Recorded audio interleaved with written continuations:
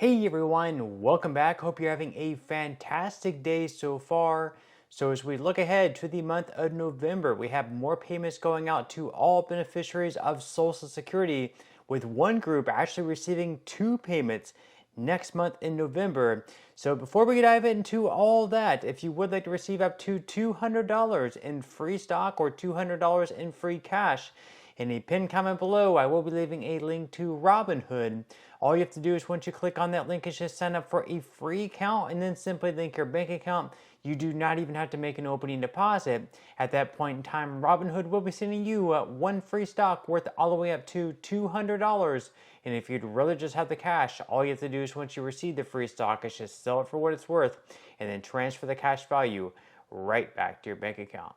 Okay, so diving right into it for today, not only are we going to have more payments going out next month to all beneficiaries of Social Security in November, but also another important event is that Congress will be reconvening in Washington, D.C., and of all their agenda, they have one huge bill coming up for a vote in the House of Representatives. And if this bill passes both the House and the Senate and is signed by President Joe Biden, what it's going to mean is that millions of beneficiaries of Social Security are going to see a pretty significant increase in their Social Security checks as soon as next year in 2025.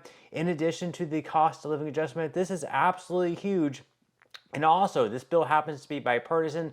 Both Republicans are in favor of it, as well as Democrats. So we're going to go ahead and dive right into this news release straight from Congresswoman Abigail Spanberger's website.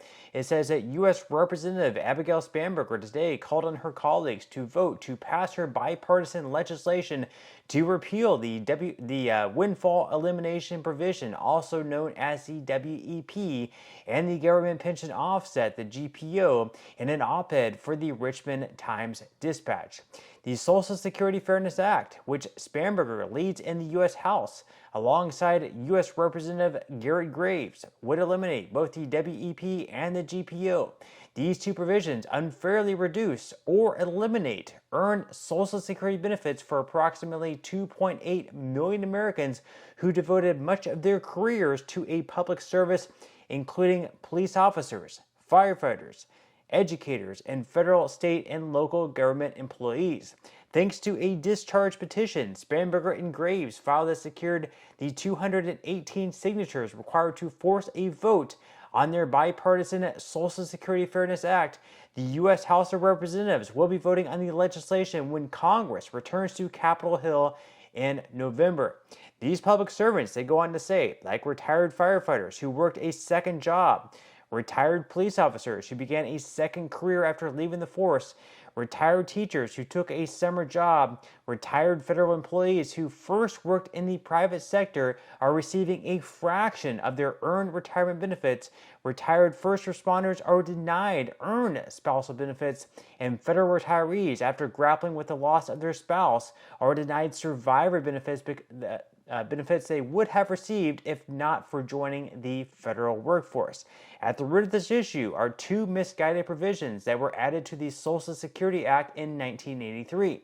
The windfall elimination provision and the government pension offset. These policies unfairly reduce or eliminate retirement benefits for millions of Americans who had devoted much of their careers to public service and paid into Social Security just like others. So basically, like they mentioned there, if you were a teacher, if you were a police officer, a firefighter, or any other public worker who also is going to be receiving a pension in retirement, just because you received that pension, if you also worked in the private sector to supplement your income and would also be eligible for Social Security benefits as well, just because you're receiving that pension, you're actually going to be receiving a reduced Social Security benefit, sort of as a punishment, I guess, because of the windfall elimination provision. And what this bill would do, again, is it would eliminate the windfall elimination provision as well as the government pension offset. And here we have Garrett Graves explaining on video why this bill is so important. Watch. One, most co-sponsored bill in Congress, and two, we successfully got all the signatures we need for a discharge petition, which was 218 signatures. And of course, that constitutes a majority in the U.S. House of Representatives. And if the bill comes up under the way we prescribed, then 218 votes is all we need, which shows we clearly have the strength. Obviously, with 330 co-sponsors, we have the strength and support for this bill. We are continuing discussions and obviously much more serious discussions with the United States Senate right now, because once this bill passes the House, it will be sent over to the Senate.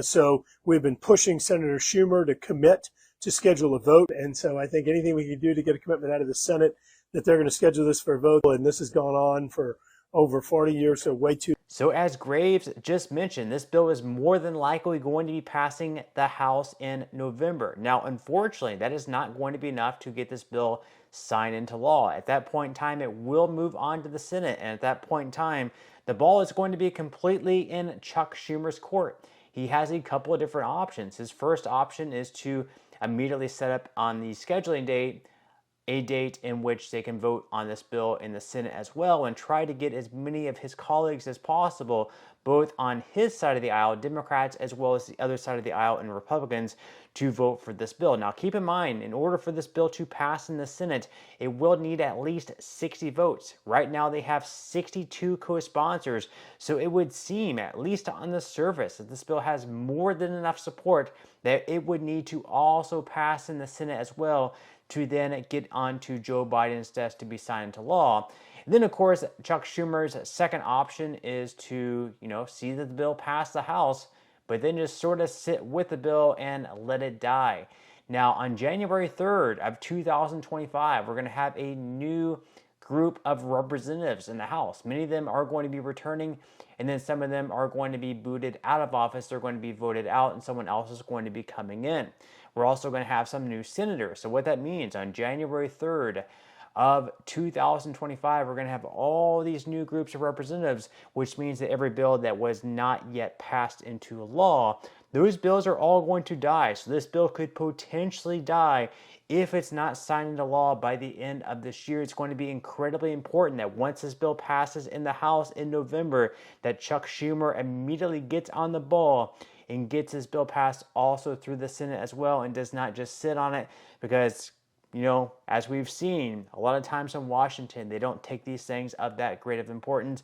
This is going to be huge for millions of Social Security beneficiaries. They could potentially see massive increases in their checks. Now, speaking of Social Security payments, of course, next month we do have more going out, and certain people are actually going to be receiving 2 checks in November. So let's go ahead and go over this article here by Newsweek. They say that when are November 2024 Social Security payments coming? So another round of Social Security payments will be made in November, with some small changes to the schedule for some recipients. Retirement, survivor, and disability benefits are paid monthly to all recipients by the Social Security Administration, but not everyone is paid at the same date. Beneficiaries receive their checks dependent on what type of benefit they claim, when they were born, and in some cases how long they have been claiming for.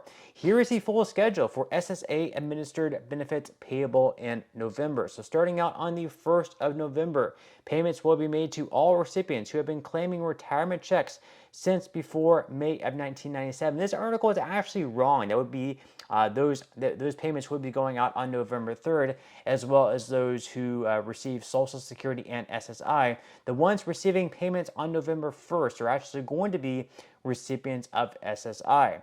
Then on November 13th, this is actually going to be right. So those with birthdays that fall between the 1st and 10th of any given month will receive their monthly amount on November 13th. Then the following Wednesday, on November 20th, claimants who have a birthday between the 11th and 20th of any given month will receive their payment on November 20th. And then finally on November 27th, anyone born between the 21st and 31st of any given month will have their benefits paid on November 27th. And then finally, the final check going out in November will be on November 29th. This is also going to be going to recipients of SSI. That's because December 1st is going to be falling on a weekend. And whenever that happens, you just receive your payment the previous workday, which in this case happens to be on November 29th. a Friday. So if you receive SSI benefits, you're going to be receiving your first payment on November 1st, your second payment on November 29th, and your November 29th payment is just simply your December payment. And then in December, you're going to be receiving a payment at the end of the month. That's because January 1st is going to be falling on a holiday, New Year's Day, and your December payment, whenever you receive it for SSI, it's actually going to be a little bit higher. That's going to be factoring in that 2.5% cost of living adjustment. But that's all we have for today's video. I certainly hope you enjoyed and found value out of it. If you did, again, I would greatly appreciate if you could give this video a like. Consider subscribing to my channel if you have not already, and I will see you in the next video.